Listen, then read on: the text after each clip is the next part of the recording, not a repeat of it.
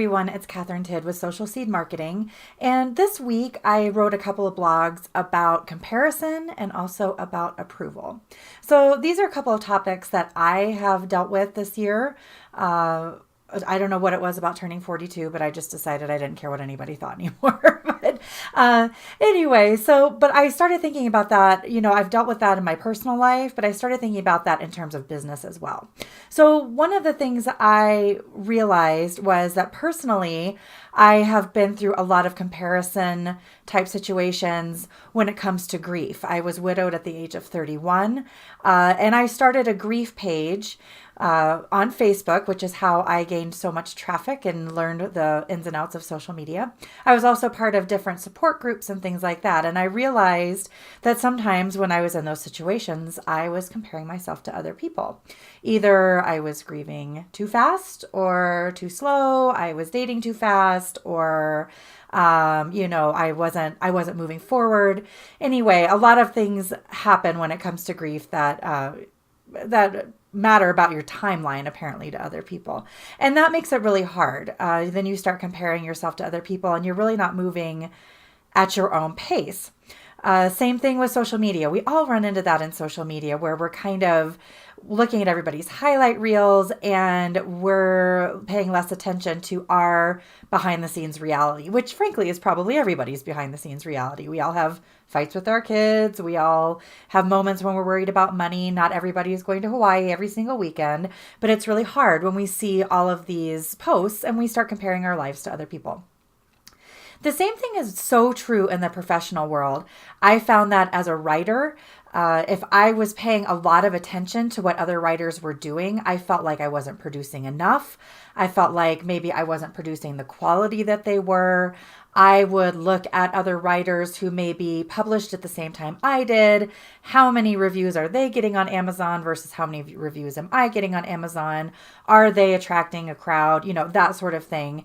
And when I realized I was doing that, and there were certain writers who are just amazing and they write so much every day and they post about it 5 times a day. And I found that when I was reading those posts, I would just get paralyzed and I would think, well, I can't produce that much, so I'm just not going to do anything at all.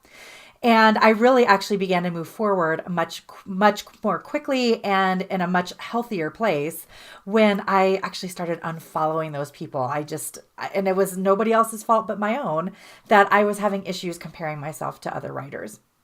So it kind of comes to the same thing when it comes to your competition within your own business. If you're not able to look at those people as possibly, inspiration, people who, when you look at their pages, propel you to move forward or give you ideas, that may not be something that you need to be paying attention to. What it will do is probably start making you feel bitter. And again, you're not producing enough. You're not doing what they're doing. So obviously you're not doing as well as they're doing, when chances are that's really not the case. And it's really doing a disservice to you.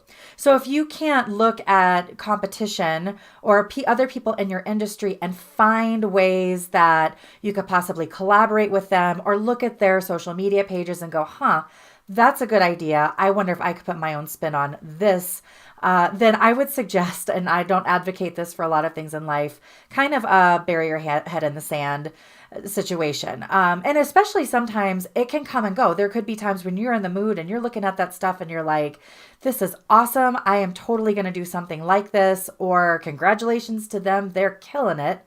And then you may be having an off day. And then when you see some of those posts or something like that, it really kills you. So I would say pay attention to that. Maybe sometimes you can look at that and sometimes you can't. But just be careful about comparing yourself to other people because it can be paralyzing.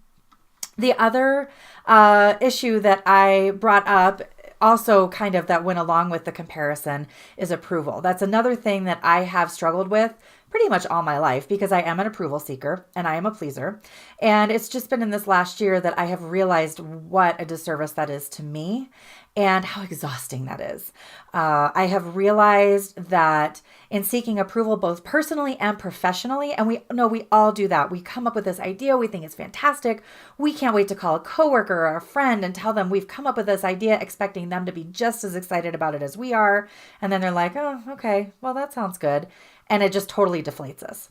So when that happens, I have to remind myself that I am the expert for my business. Nobody else has the experience that I personally bring to the table. So they may not totally understand what I'm saying, but they will eventually. When I unleash this product or whatever it's going to be, they will totally understand how amazing it is. But it deflates you when you go through that. But something that I've realized that when it comes to seeking approval is, if you can't find that within yourself, you're not going to find it anyplace else. Everybody else has different experience. Everyone else lives a different life. And so if you're seeking approval from 5 different people, their standards are all going to be different, which means it's a moving target. You're never going to hit it. So until you have that vision, you become a little bit more secure in yourself. Again, it is an exhausting process if you're constantly looking to other people for that validation. Something else that I have posted on my website, which has been a huge help to me both personally and professionally, is a self-auditing process. And that can help you with that comparison issue and also with the approval issue.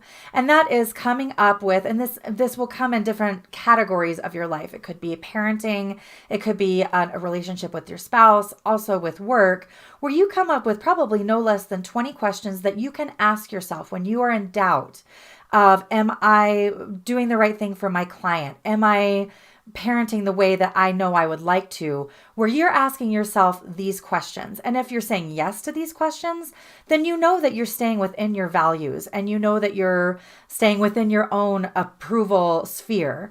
But if you go through those questions and there are 2 or 3 where you're like, no, I am kind of falling short, then you know that those are things that you need to work on. But again, those are coming from within and you're not seeking that from someone else.